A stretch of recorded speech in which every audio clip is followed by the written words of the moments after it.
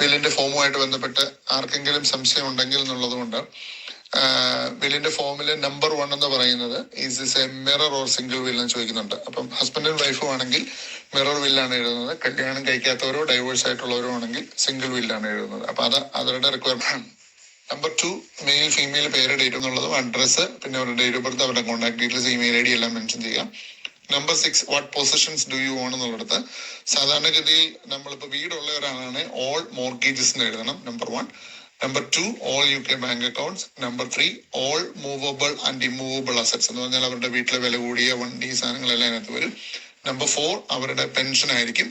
Number 5 എന്ന് പറയുന്നത് life insurance പോളിസികളാണ്. അപ്പൊ അത് ലൈഫ് ഇൻഷുറൻസ് പോളിസി നമ്മളിവിടെ എടുത്തിട്ടുള്ളതാണെങ്കിൽ ലൈഫ് ഇൻഷുറൻസ് പോളിസി വിത്ത് ഏത് കമ്പനിയാണോ അതിന്റെ പോളിസി നമ്പറും കൂടെ അവിടെ മെൻഷൻ ചെയ്യണം. ഇനി അല്ലാത്തവരാണെങ്കിൽ ഏത് പോളിസിയാണെങ്കിലും അവർ ഇരുന്നോട്ട് നമ്മളത് പേ ചെയ്തായിരിക്കും ചെയ്യുന്നത് എന്നുള്ളത് മാത്രമേ ഉള്ളൂ. ഇനി ആർക്കെങ്കിലും ബിസിനസ്സുകളോ കമ്പനി ഷെയർ ഒക്കെ ഉള്ളവരാണെങ്കിൽ താഴെ ബിസിനസ്സോ ഷെയർ കാര്യങ്ങളൊക്കെ അതിനകത്തേക്ക് ആഡ് ചെയ്ത് പോകാൻ പറ്റും. അപ്പം ഇതിനകത്ത് നമ്പർ 1 എന്ന് പറയുന്ന വീടില്ലാത്തവരാണെങ്കിൽ ആ നമ്പർ 1 ഒഴിവാക്കിയിട്ട് ബാക്കിയുള്ള ലിസ്റ്റിലുള്ള കാര്യങ്ങൾ what positions do you own എന്നുള്ളത് ലിസ്റ്റ് ചെയ്യിപ്പിക്കണം. Number 7, executor of the will 2 പേര് വേണം. അത് UK തന്നെ ആയിരിക്കണം. അത് അവരുടെ ഫ്രണ്ട് ആവാം, കസിൻ ആവാം, കുഴപ്പമില്ല. പക്ഷെ 2 പേരും UK തന്നെയുള്ളവരായിരിക്കണമെന്ന് നിർബന്ധമുണ്ട്. കുട്ടികളുള്ളവരാണെങ്കിൽ കുട്ടികളുടെ പേരും ആണാണോ പെണ്ണാണോ ഡേറ്റ് ഓഫ് ബർത്ത് ആഡ് ചെയ്യണം. കുട്ടികളില്ലാത്തവരാണെങ്കിൽ നോട്ട് ആപ്ലിക്കബിൾ എന്ന് എഴുതിയത്.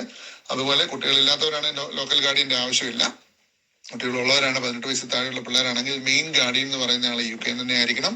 സെക്കൻഡ് ഗാർഡിയനെ വേണമെങ്കിൽ ഇന്ത്യയിൽ വെക്കാൻ കുഴപ്പമില്ല. കാരണം മെയിൻ ഗാർഡിയൻ ഒന്ന് ഹെൽപ്പ് ചെയ്യാൻ വേണ്ടിയിട്ടാണ് സെക്കൻഡ് ഗാർഡിയന്റെ റോൾ എന്ന് പറയുന്നത്. നമ്പർ 10, സാധാരണഗതിയിൽ ആർക്കും ആവശ്യമുള്ള റിക്വയർമെന്റ് അല്ല, മോസ്റ്റ്ലി നോട്ട് ആപ്ലിക്കബിൾ എന്ന് പറഞ്ഞാണ് എല്ലാവരും എഴുതാറ് പതിവ്. Number 11, how do you like your estate B split എന്നുള്ള ചോദ്യത്തിന് ബിറ്റ്വീൻ സ്പോസ് ആൻഡ് ചിൽഡ്രൻ എന്ന് ഓൾറെഡി ആ ഫോമിലുണ്ട്. അപ്പം ജീവിച്ചിരിക്കുന്ന ഹസ്ബൻഡിലേക്കോ അല്ലെങ്കിൽ വൈഫിലേക്കോ കുട്ടികളിലേക്കോ ആയിട്ട് ട്രാൻസ്ഫർ ചെയ്യുന്ന എന്നുള്ള ഓട്ടോമാറ്റിക് അവിടെ എഴുതി വെച്ചിട്ടുണ്ട്. ഇനി 11B എന്ന് പറയുന്ന ക്ലോസിൽ ഇൻ കേസ് ഒരു വീട്ടിൽ അപ്പനും അമ്മയും മക്കളും ജീവിച്ചിരിപ്പില്ലാത്തൊരു സാഹചര്യം ഉണ്ടായാൽ നമ്മൾ നമ്പർ എക്സിക്യൂട്ടർ ആയിട്ട് വെച്ചിരിക്കുന്ന ആൾക്കാർ എന്ത് ചെയ്യണമെന്നുള്ളതാണ് മെയിൻ ചെയ്യുന്നത്.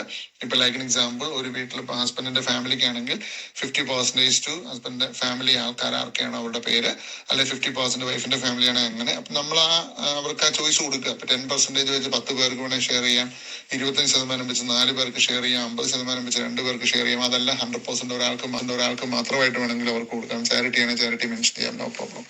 നമ്പർ 12 എന്ന് പറയുന്നത് എന്തെങ്കിലും ഫ്യൂണറൽ വിഷസോ മറ്റു കാര്യങ്ങളോ ഉണ്ടെങ്കിൽ അവർക്ക് മെൻഷൻ ചെയ്യാം. ലൈക്ക് ബറി ചെയ്യണോ, അതോ ക്രിമേഷൻ ആണോ, അതോ ഇനി മെഡിക്കൽ റിസർച്ചിന് കൊടുക്കണോ, അത് ഇന്ത്യ വേണോ UK വേണോ, അത് അവരുടെ ഇഷ്ടത്തിനനുസരിച്ച് അത് ചെയ്യാനും പറ്റും. പിന്നെ നമ്പർ 13 എന്ന് പറയുന്നത് വിറ്റ്നസ് ആണ്, പിടിച്ചു വെക്കാം. പക്ഷെ മെഷൂർ ചെയ്യേണ്ട ഒരു കാര്യം, ഒരു കാരണവശാലും വില്ലിൽ എക്സിക്യൂട്ടറോ ഗാർഡിയനോ ആയിട്ടുള്ള ആളോ അയാളുടെ ഭാര്യയോ ഭർത്താവോ ഓപ്പോസിറ്റ് പാർട്ണറോ വിറ്റ്നസ് സൈൻ ചെയ്യാൻ പറ്റിയില്ല. 100% ഇൻഡിപെൻഡന്റ്